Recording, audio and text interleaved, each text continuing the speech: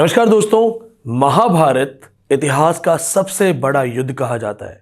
महाभारत में 5 पांडव, 100 कौरव और न जाने अनगिनत योद्धा जिन्होंने एक बहुत बड़ा युद्ध लड़ा।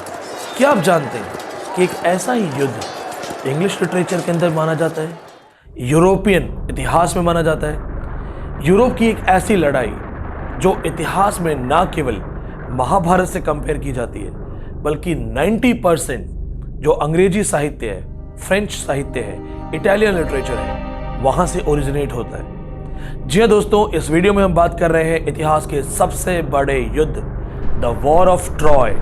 इसे ट्रोजन वॉर भी कहा जाता है। आप में से बहुत सारे लोगों को इसकी बेसिक स्टोरी पता होगी कि जो ट्रोजन वॉर था वो इसलिए हुआ था कि राजकुमार पेरिस एक बहुत ही खूबसूरत महिला हेलेन को लेके भाग गया था, जिसकी वजह से हेलेन, उसके हस्बैंड, उसके रिलेटिव्स ने अटैक किया। आज के इस वीडियो में मेरा प्रयास है कि मैं आपको सारी डिटेल्स इतने अच्छे तरीके से दूं कि आपको दोबारा कभी ट्रोजन वॉर या वॉर ऑफ ट्रॉय के कैरेक्टर्स या क्या रीजन था, इससे रिलेटेड कभी भी कोई क्वेश्चन किसी भी कॉम्पिटिटिव एग्जाम में मिले तो आपको दिक्कत ना हो। दोस्तों, सबसे पहले चीज जो आपको याद रखनी है वो ये है कि जो वॉर ऑफ ट्रॉय हुआ था, ये हुआ था ग्रीशियन सिटी एचिगन and the city of Troy. दोस्तों, यहाँ इस वॉर से पहले ही लड़ाई बहुत पहले शुरू हो गई थी। कुछ ऐसी चीजें हुई थी देवताओं के बीच में, जिसमें ज्यूस, पोसाइडन, इन देवताओं ने मिलकर के एक प्लान बनाया और इनका प्लान था एक बहुत ही खूबसूरत महिला से शादी करने का। जी हाँ दोस्तों, हम बात कर रहे हैं the god of war juice and the god of ocean Poseidon. क्या आप जानते हैं कि जब हम इलियड को स्टडी करते हैं, इनफैक्ट बहुत सारे स्टूडेंट्स को ये नहीं पता होगा, ये पॉइंट आप जरूर नोट कीजिएगा दोस्तों, इलियड सिर्फ और सिर्फ 4 दिन और 2 रात की कहानी है। जब भी हम वॉर ऑफ ट्रॉय की बात करते हैं, होमर की इलियड की बात करते हैं दोस्तों, हम कहते हैं वॉर ऑफ ट्रॉय 10 साल चला था। लेकिन वो 10 साल का जो वॉर है वो होमर की अलग अलग एपिकल पोइट्रीज में मेंशन्ड है। जब कहानी शुरू होती है इलियड की, इलियड में वॉर के 10वें साल में जो अंतिम समय है, यानी कि लास्ट के 4 दिन और 2 रातें, सिर्फ इसका ही मेंशन है। ये पॉइंट आप जरूर नोट कीजिएगा दोस्तों। जैसा कि मैंने आपको बताया, जो ग्रीशियन गॉड थे ज्यूस एंड पोसाइडन, इन लोगों के बीच में एक कंपटीशन शुरू हो गया। कंपटीशन क्या था दोस्तों? ये लोग शादी करना चाहते थे एक समुद्र की देवी थेटिस से, THETIS, आप ऐसा नोट कर सकते हैं। थेटिस से शादी करना चाहते थे, लेकिन जब दोनों गॉड्स को पता चला कि अगर आपने थेटिस से शादी की तो जो भविष्य है, वो भविष्य के बारे में उनको कुछ बताया गया। वो ये था कि अगर आप शादी कर लेते हैं दोस्तों, तो शादी करने के बाद जो भी पुत्र उत्पन्न होगा वो आप दोनों गॉड से बहुत ज़्यादा पावरफुल होगा। जब कंस देवकी का विवाह करवा के उनको लेके वापस आ रहा था, तो आकाशवाणी हुई थी कि जिस बहन की शादी करवा के तुम लेके आ रहे हो, उसी का 8वां पुत्र तुम्हारा वध करेगा। तो वैसे ही यहाँ पे एक प्रोफेसी आती है और ज्यूस, पोसाइडन दोनों पलट जाते हैं। दोनों समझदार थे, समझ गए औरत का चक्कर बाबू भैया, औरत का चक्कर बहुत बेकार होता है। तो दोनों समझदार थे, दोनों पीछे हट गए और शादी करवा दी थेटिस की एक और गॉड किंग पेलिसिस से। लेकिन अब हुआ ये दोस्तों कि जब इनके शादी करवा दी गई तो एक बहुत ही बड़ा फंक्शन ऑर्गेनाइज हुआ। उस फंक्शन में फेलिस एंड थेटिस वहां बैठे हुए थे, लेकिन बहुत सारे गॉड्स को बुलाया गया, एक गॉडेस को जानबूझ के नहीं बुलाया गया, और उस गॉडेस का नाम था इरिस। और ये इरिस कौन है? ये इरिस है goddess of strife, goddess of scuffle, यानी कि दोस्तों झगड़े की देवी। तो जब एक ही गॉडेस को नहीं बुलाया गया, यानी कि except the goddess of strife, Iris, तो इरिस गॉट एंग्री, इरिस हो गए नाराज, पार्टी में नहीं बुलाया, आपने इरिस की बिना पार्टी कर ली। सो इरिस ने क्या किया कि वो वहां आई और आके अपनी तरफ से उन सबको एक गिफ्ट दिया। और वो गिफ्ट क्या था दोस्तों? उन्होंने एक एप्पल को उछाला सबके सामने, जो कि एक गोल्डन कलर का एप्पल था, जिसमें लाइंस लिखी हुई थी फॉर द फेयरेस्ट, यानी कि जो सबसे खूबसूरत है वो इस एप्पल को डिजर्व करेगा, वो इस एप्पल को लेगा। यानी कि एरिस को पता था कि जो मैं करने वाली हूं, इससे बहुत बड़ा झगड़ा शुरू होने वाला है। जैसे ही एप्पल को थ्रो किया गया, 3 जो खूबसूरत गॉडेसेस थी, एफ्रोडाइट यानी कि Venus, Athena goddess of anger, goddess of war, Hera goddess of blood, तीनों ने उस एप्पल को एक साथ कैच करने की कोशिश की और इन शॉर्ट झगड़ा शुरू हो गया। अब झगड़ा शुरू हुआ कि सबसे खूबसूरत कौन है। भारतीय परंपरा में ऐसा कहा जाता है कि एक बार शनि भगवान और लक्ष्मी जी में भी झगड़ा हुआ कि हम में से बेहतर कौन है। अब चूंकि कोई अगर लक्ष्मी जी को बेहतर बोले तो शनि भगवान का प्रकोप झेलना पड़े, कोई शनि भगवान को बेहतर बोले तो लक्ष्मी जी उसके पास से रुष्ट हो जाएं। तो सारे देवता इस बात को टालते गए और अंत में उन्होंने कहा नारद के पास जाइए, नारद जी बताएंगे कि लक्ष्मी जी बेहतर हैं या शनि भगवान। नारद जी समझ गए कि मुझे फंसाने की कोशिश की गई। दोस्तों, नारद जी ने कहा ठीक है, आप दोनों वॉक करके मेरे पास आइए और अब वॉक करके वापस जाइए। तो जब वो दोनों चल के पास आए फिर चल के वापस गए तो नारद जी ने कहा लक्ष्मी जी आप आते हुए बहुत अच्छी लगती हैं और शनि भगवान आप जाते हुए बहुत अच्छे लगते हैं। तो ठीक वैसा ही कुछ यहाँ पे होता है। अब ये तीनों गॉडेस जाती हैं the god of gods Zeus, mighty Zeus के पास और कहती हैं आप हमें बताइए सबसे खूबसूरत कौन है। जैसा कि आपको मैंने बताया, ज्यूस को पहले से ही पता था कि लड़की के चक्कर से दूर रहना चाहिए। औरत का चक्कर बाबू भैया, औरत का चक्कर बहुत बेकार होता है। ज्यूस ने बहुत समझदारी से कहा कि आप एक काम करिए, जो प्रिंस ऑफ ट्रॉय है पेरिस, एक छोटा सा बच्चा एक शेफर्ड की तरह जंगल में घूम रहा है, आप उसके पास जाइए। बच्चे मन के सच्चे होते हैं, वो बच्चा बताएगा आपको। तीनों गॉडेस उस छोटे बच्चे के पास पहुंच जाती हैं जो कि ट्रॉय का छोटा राजकुमार था पेरिस। अब पेरिस भी अपने आप में एक डिसीजन लेने में सक्षम नहीं था, वो घबरा गया। वो बच्चा उसने देखा है तो तीनों ही गॉडेस है यहाँ पे, तीनों ही पावरफुल है, किसी एक से बात की तो नाराजगी शुरू हो जाएगी। तो फिर दोस्तों, जो कि हमारे हिंदुस्तान का एक फेमस तरीका है वो है रिश्वत देने का। जी हाँ, सबसे पहले हेरा ने उसे एक रिश्वत दी और कहा कि अगर तुम मेरा नाम लेते हो तो तुम्हें बहुत सारी पॉलिटिकल पावर मिलेगी, तुम राजा बनोगे, और अगर तुम किसी और को चूज करते हो तो तुम्हें यह सब नहीं मिलेगा। अथीना ने कहा कि अगर तुम मुझे चूज करते हो तो मेरी वॉरियर स्किल्स, ग्रेटेस्ट वॉरियर बन जाओगे, मेरी समझदारी, मेरी बुद्धि और मेरे वो युद्ध कौशल सब तुम्हें एज इट इज मिल जाएंगे। और फिर एफ्रोडाइट ने बोला कि अगर मुझे चुनते हो तो दुनिया की सबसे खूबसूरत महिला द हेलेन ऑफ स्पार्टा, तुम्हारी उससे शादी हो जाएगी। और लड़का यहाँ पे फिसल गया। किसी ने ठीक ही कहा है, औरत का चक्कर। तो यहाँ पे पेरिस चूज करता है एफ्रोडाइट को और बाकी की गॉडेसेस को ये पता चल जाता है और वो उसे कर्स भी करती हैं कि तुम्हारा उस खूबसूरत महिला से विवाह तो होगा लेकिन वो दुनिया का सबसे बड़ा युद्ध करवाएगी। अब हम बात करते हैं दोस्तों हेलेन की खूबसूरती की। आप में से बहुत सारे मेरे दोस्तों ने डॉक्टर फॉस्टस पढ़ा होगा, क्रिस्टोफर मार्लो का बहुत ही फेमस वर्क है। जिन स्टूडेंट्स ने मेरा लेक्चर अटेंड किया हुआ है उनको ये लाइंस मैं जरूर नोट करवाता हूँ। इंग्लिश लिटरेचर की सबसे खूबसूरत लाइंस में से एक है।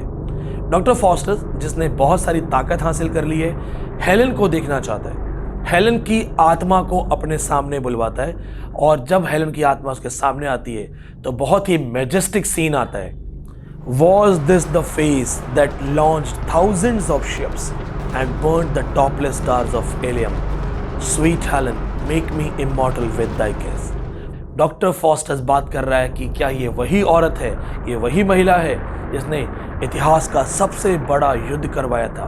तो जी हाँ दोस्तों, हेलेन दुनिया की सबसे खूबसूरत महिला थी और उसकी ऑलरेडी शादी हुई थी। यहाँ पे ध्यान देने वाली बात यह है कि हेलेन ऑलरेडी मैरिड थी मिनीलियस से, जो कि स्पार्टा का महाराज था। अब चूंकि पेरिस का बड़ा भाई Hector, You want me to look upon your army and tremble? जो कि एक राजकुमार था और अगला राजा बनने वाला था, ये दोनों बेटे हैं प्रियम के। ये लोग जाते हैं एक डिप्लोमेटिक मिशन पे स्पार्टा, जहाँ पे आपने एक चीज़ देखी होगी कि इस पे मूवी भी बनी है। पेरिस और हेलेन एक अफेयर शुरू कर देते हैं जहाँ पे हेलेन पेरिस के साथ भाग जाती है। यहाँ पे एक और छोटी सी माइथोलॉजी है कि मिनीलियस दुनिया की सबसे खूबसूरत औरत से शादी करने के लिए गॉडेस की प्रेयर्स करता है और जब गॉडेस प्रसन्न होती है तो गॉडेस को समझ में आता है कि मिनीलियस एक धोखेबाज आदमी है। तो चूंकि गॉडेस उसको वरदान दे चुकी है, और वरदान क्या था? वरदान ये था कि तुम्हारी शादी दुनिया की सबसे खूबसूरत महिला से होगी। लेकिन जब गॉडेस को पता चलता है कि ये एक धोखेबाज आदमी है, एक सही आदमी नहीं है, मैंने एक गलत आदमी को वरदान दिया है, तो वो दोस्तों गॉडेस उसको कर्स भी करती है। तो कहती है तुम्हारी शादी एक खूबसूरत महिला से तो होगी पर वो तुम्हारे साथ रहेगी नहीं। सॉरी दोस्तों, हंसी आ गई थी, मतलब किस तरह की मैथोलॉजीज हैं। तो दोस्तों दोबारा टॉपिक पे फोकस करते हैं। कहानी सुना रहा हूँ कैमरे को देख के, बट इमेजिन कर रहा हूँ कि आप लोग जरूर स्माइल कर रहे होंगे और आपको लेक्चर में इंफॉर्मेशन बहुत मिल रही होंगी। अब हम बात करते हैं कि देखो, जब हेलन चुपचाप वहां से निकल जाती है पेरिस को देख के, तो उसके पीछे एक रीजन भी था कि ऐसा क्या था कि हेलन ने पेरिस को देखा और सब कुछ भूल गई। दोस्तों यहाँ पे एक छोटा सा माइथोलॉजी और है कि हेलन को एक तीर आके लगता है और वो तीर था एरो बाय क्यूपिड। जी हाँ दोस्तों, Cupid the god of love, also known as Eros. आपने देखा होगा, इरोस मूवी प्रोडक्शंस इंडिया में है। Cupid is god of love, Eros भी बोलते हैं। और जब क्यूपिड का तीर किसी को लगता है तो वो किसी न किसी से बहुत ही भयंकर प्यार में पड़ जाता है। तो बच के रहना दोस्तों तीरों से, वरना पढ़ाई लिखाई साइड में रह जाएगी। एक नोट ले लो मेरा, अगर करियर पे फोकस करना है तो एक चीज से बचो, औरत का चक्कर। तो अब दोस्तों हेलन को प्यार है पेरिस से, दोनों वहां से भाग चुके हैं। और जब पता चलता है तो पता ये चलता है कि ये सब होने के बाद अब एक इंसल्ट हो गई है, एक बहुत बड़ी इंसल्ट हो गई है। तो अब मेनिलियस क्या करता है, मेनिलियस जाता है अपने बड़े भाई, अपने नोन के पास, जो कि एक बहुत बड़ा राजा है, एगमेम्नॉन। अब एगमेम्नॉन क्या करता है दोस्तों, वो पहले से ही बदला लेना चाहता था ट्रॉय से। वो ट्रॉय से चिढ़ता था। कहते हैं कि ट्रॉय की खूबसूरती, डेवलपमेंट उसे बर्दाश्त नहीं होती थी। तो एगमेम्नॉन दुनिया की सबसे बड़ी आर्मी बनाता है विद ग्रीक हीरोज, जिसमें ऑडिशियस, जैसे हम यूलिसस कहते हैं, अजैक्स होता है, नेस्टर होता है, एक्यूलीज होता है। ऐसे बड़े बड़े योद्धा उस लड़ाई को ज्वाइन करते हैं। और जब लड़ाई शुरू होती है दोस्तों, तो ट्रॉय की तरफ से भी बहुत सारे योद्धा होते हैं, जिसमें सबसे बड़ा योद्धा प्रियम, फिर हेक्टर और कुछ गॉड्स जो उनके लोकल गॉड्स होते हैं, यानी कि डेमी गॉड्स। ग्रीक कल्चर में डेमी गॉड्स का कॉन्सेप्ट बहुत ही नॉर्मल कॉन्सेप्ट है। वो ये मानते हैं कि जो गॉड्स हैं वो नॉर्मल वुमेन, जो इंसानी वुमेन है, उनके साथ मीटिंग करते हैं और जो बच्चों का जन्म होता है वो आधे गॉड होते हैं, जैसे कि एक्यूलीज, यूलिसस।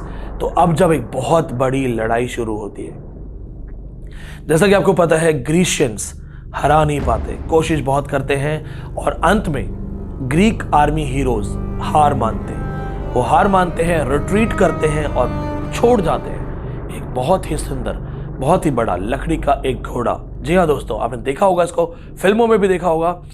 ट्रॉय के गेट पे जब वो एक ट्रोजन हॉर्स छोड़ के जाते हैं, तो ट्रोजन हॉर्स था वॉर सिंबल ट्रॉय का।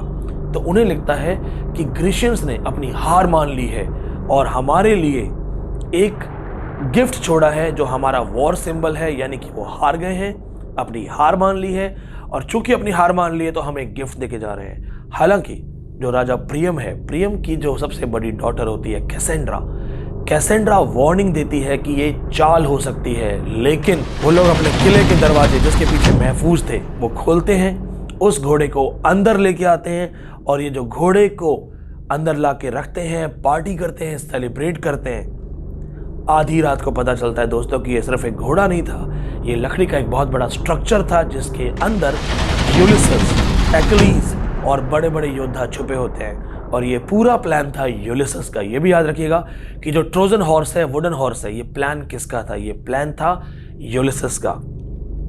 आधी रात के बाद ये सारे लोग उस लकड़ी के घोड़े से बाहर निकलते हैं और सबसे पहले किले का दरवाजा खोल देते हैं। चूंकि आधी रात का समय था, लोग पार्टी करके सो रहे थे, ड्रिंक्स करके सो रहे थे, तो उन्हें पता भी नहीं चलता कि जो आर्मी है, जो कि दिखा रही थी कि हम चले गए हैं, वो एक्चुअली समुद्र के दूसरे कोने में छुपे हुए थी।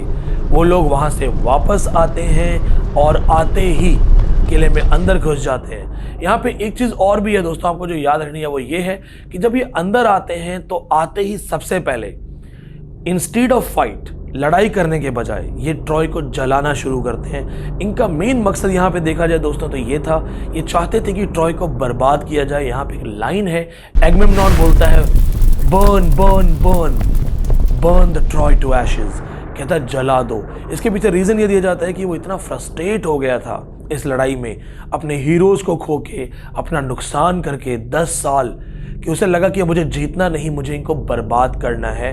तो एक तरीके से दोस्तों वो उनसे इंतकाम लेता है। हालांकि कुछ बचे हुए हीरोज, उन्हें ये चीज़ समझ में आती है कि जो भी इतना ब्लडशेड हुआ है, इतना मर्डर हुआ है, उन्हें गॉड्स कभी माफ़ नहीं करेंगे और ये बहुत सारे हीरोज़ अपने अपने एग्जाइल में चले जाते हैं। और यहाँ पे हमने एक चीज़ देखी है कि जब वॉर ख़त्म होता है तो जहाँ बहुत सारे हीरोज़ एग्जाइल में जाते हैं वहाँ पे यूलिसेस अपने किंगडम इथाका लौटने की कोशिश करता है, लेकिन चूंकि जब वो इथाका लौटने की कोशिश करता है तो कम से कम अगले 10 साल तक वो समुद्र में भटक जाता है।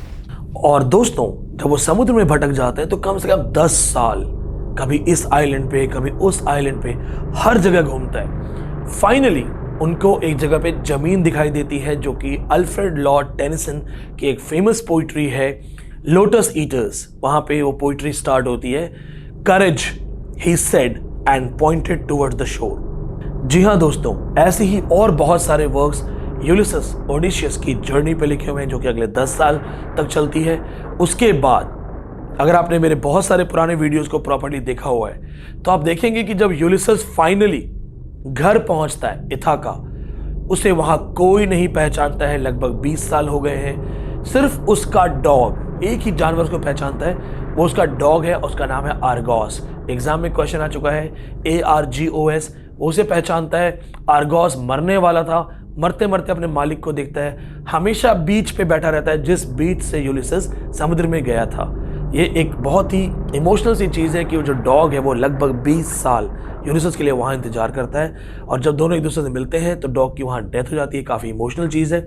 इसके बाद यूलिसेस जाके अपने बेटे को बताता है जिसका नाम है टेलीमाकस। वो कहता है कि मैं हूँ यूलिसेस, मैं वापस आ गया हूँ, आप मुझे बताओ राज्य में क्या हो रहा है। टेलीमाकस उसको बताता है कि आपकी एब्सेंस में बहुत सारे दरबारी, बहुत सारे कोर्टियर्स ऐसे हैं जो मदर को यानी कि क्वीन को फोर्स कर रहे हैं कि आप हमें एक राजा दीजिए यानी कि शादी कर लीजिए। तो वो कहते हैं कि कम से कम बहुत सारे दरबारियों ने बोला है कि आप हमें शादी कीजिए, अदरवाइज हम आप राजा पे कब्जा कर लेंगे। आपने देखा होगा कि बाहुबली मूवी में क्या हुआ था जब राजा मर जाता है तो, और वहाँ पे शिवगामी का क्या रोल था। तो वैसा ही यहाँ पे होता है। यूलिसेस अपने बेटे को कहता है कि जाओ अपनी मदर को कहो कि मैं शादी करने को तैयार हूँ, लेकिन एक कंपटीशन है, उस कंपटीशन को जो जीतेगा वो मुझसे शादी करेगा। और कंपटीशन ये होता है कि 107 कुल्हाड़ियों को एक साथ लाइन में अटैच किया जाता है और कंपटीशन ये होता है कि उन 107 कुल्हाड़ियों में अपने तीर से कौन छेद करेगा। सारे लोग कोशिश करते हैं, एक आम आदमी और आता है और वह आम आदमी कोशिश करता है, अकेले एक तीर से 107 कुल्हाड़ियों को वो छेद देता है। उस आदमी से क्वीन की शादी हो जाती है और जब शादी हो जाती है तो अपनी फर्स्ट नाइट पे वो आदमी क्वीन को बताता है कि मैं ही यूलिसेस हूँ, यानी कि आप टेंशन मत लीजिए, मैं ही आपका हस्बैंड हूँ। और यहाँ पे कहानी जो है दोस्तों एंड हो जाती है। दोस्तों अब से बहुत से लोगों का एक सवाल होगा कि सर हेलेन का क्या हुआ। दोस्तों ये बहुत ही चौंकाने वाली बात है कि हेलेन का जो एंड है वो कहीं भी क्लियर नहीं है। वो इलियड में भी क्लियर नहीं है, ओडिसी में भी क्लियर नहीं है। इसलिए बहुत सारे लोग ये बोलते हैं कि हेलेन को पछतावा हुआ और उसने बाकी की जिंदगी एकांत में निकाल दी, किसी को पता ही नहीं चला कि हेलेन का क्या हुआ। दूसरा एक सवाल आता है कि सर पेरिस का क्या हुआ। तो यहाँ पे यही आंसर है कि पेरिस और हेलेन आम आदमी की तरह अपने बाकी के जीवन में शायद किसी आइलैंड पे अकेले चले गए, क्योंकि इलियड और ओडिसी में इनका कोई क्लियर आंसर नहीं है। सिर्फ इतना बताया जाता है कि इलियड में जब वॉर शुरू हुआ और वो आर्मी अंदर घुस गई तो वहां पे पेरिस और हेलेन चुपचाप बचाव करते हुए निकल जाते हैं। आगे क्या हुआ इसकी किसी को गारंटी नहीं है, लेकिन अगर आपको कुछ पता हो तो आप कमेंट में जरूर बताइएगा, क्योंकि हो सकता है आपके पास कुछ और ओपिनियंस हो। दोस्तों आपको ये वीडियो कैसा लगा कमेंट में बताइएगा, और बहुत जल्दी मैं आपके लिए इस वीडियो का एक अगला पार्ट लेके आऊंगा जिसमें हम आपको कैरेक्टर्स का इंट्रोडक्शन देंगे। कौन कौन से हीरोज थे, कौन कौन से लोग ऐसे थे जो डेमीगॉड थे जिन्होंने इस वॉर में पार्टिसिपेट किया है। ये एक छोटा सा प्रयास था आपको इतिहास की सबसे बड़ी कहानी, सबसे बड़ी लड़ाई के बारे में बताने का। प्रेजेंटेशन अगर अच्छी लगी हो तो अपना प्यार जरूर दें। धन्यवाद।